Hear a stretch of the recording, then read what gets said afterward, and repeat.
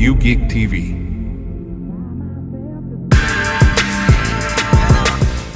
Well, 2024 been a hell of a year for thriller and horror movies, man. Seriously. And Strange Darling, with the way things are executed, stands toe to toe with some of the best film I've seen this year, no doubt. Let's get into it. Do you have any idea the kind of risks a woman like me takes every time she agrees to have a little fun? Never thought about it that way. Of course you haven't. You're not a woman. You seem like a nice guy. But the real issue is safety. It's life or death. So I'm gonna have to ask you a question. Are you a serial killer? Welcome back to U-GeekTV. I am your host, Jarius Unapologetic Geek, and I am back with another unapologetic review. This time we are talking about Strange Darling, a film that absolutely came out of nowhere and blew me away. Not like Oscar-worthy blew me away, but it blew me away I was completely surprised by this shit. So, like we typically do, on the front end, I'm going to do the spoiler-free review. And on the back end, pause, I'm going to get into quite a few spoilers for this film. For me, I'm really looking forward to the spoiler review part of this. I'm not going to go through the entire plot, even though if I did, it's not really a long film. But the spoiler-free side of this is going to be really short. It's a well-made film. The cinematography, everything looks good in this film. It starts off with a bang, and then it kind of tempers your expectations a little bit as you know what's going on because of how it rolls. But there are 6 acts in this movie, and they're told mostly out of order. And it gives you bits and pieces of the story until it all comes into focus together. You get to the big reveal of what actually is going on here. The less you know about this, the better. You can look at the trailer for this, and it's still not going to really tell you anything, which I really appreciate it. This film is meant to be seen going in as blind as you can. And oh my God, it rewards you for that. Go and see this film. Now, it's not the best film I've seen this year, but it's definitely in that upper tier of best movies I've seen. And with that said, I'm ready to go ahead and give this thing a verdict. For me, Strange Darling is an unapologetically legit film. It is a 4 out of 5. I wish, we got a little bit more of it. There's nothing really negative that I really have to say about this film or anything. It just doesn't stand toe to toe with like Alien Romulus and Dune 2, two films I gave 5 out of 5 earlier this year. But it's right there, man. It's right there. Like if I did point whatever, it would be maybe a 4.5. It's a really, really good film. Just go and see it and then come back and check out the spoiler side of this because it's insane. So your 2 main characters in this film, oh, this is a spoiler review, by the way. Your 2 main characters in this film are just simply known as the lady and the demon. The lady is, of course, the lady, and the demon is the man who starts this film off like shooting at her from his, what is it? I think it was a Dodge Ram or whatever, but he trying to kill her ass. Like he's dead ass serious, dead set on getting her up out of there. And you don't know what's going on, but you see this girl, she's clearly been wounded by this man. He's clearly been chasing her for God knows how long. And he on that shit, man. Like he's sniffing coke. He really is getting after her ass.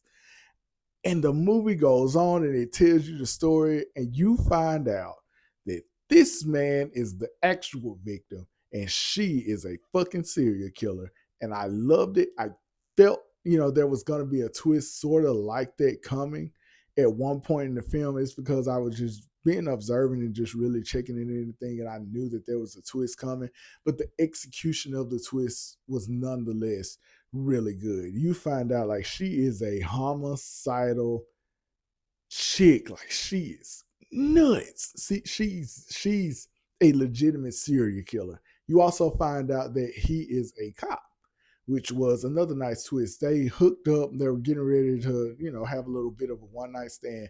And she was into like being choked and beaten up and all that kind of stuff.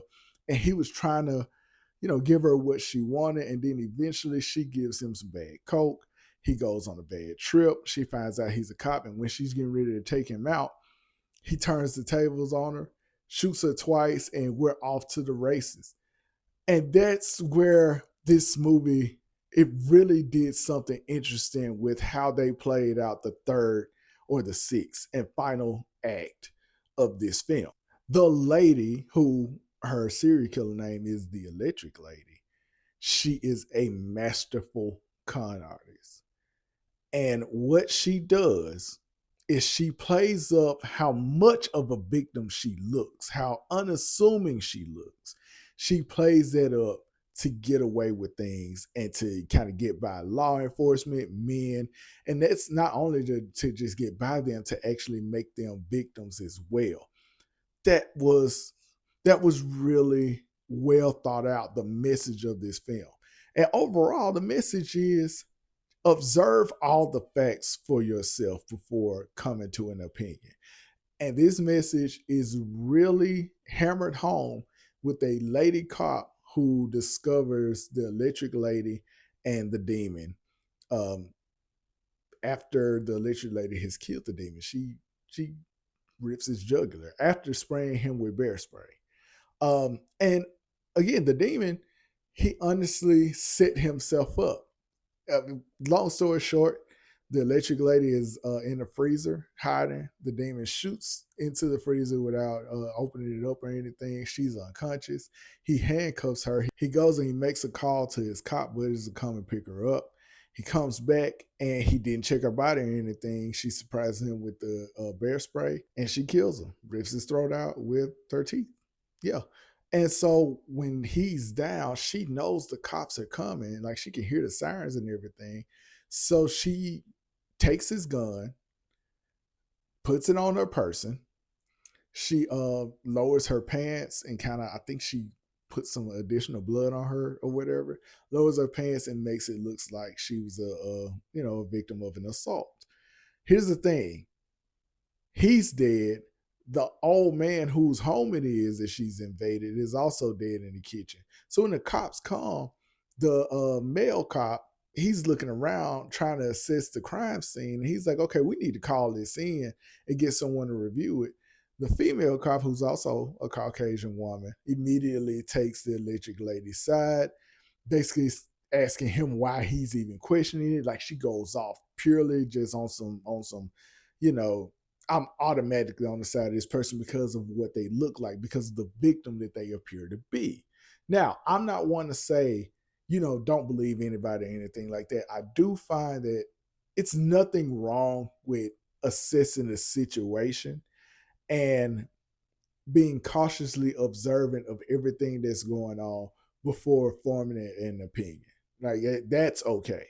But as police officers, or detectives or anything, they really have to do that, right? And that's what this film kind of pushes into. So the Electric Lady, she is a master of manipulation. She starts crying and going into having these fake seizures and all this kind of stuff. It's brilliantly acted, by the way. And they unhook her, and while they're in the car, the a woman who was at that same house where the old man died, where the Electric Lady was caught, she comes up.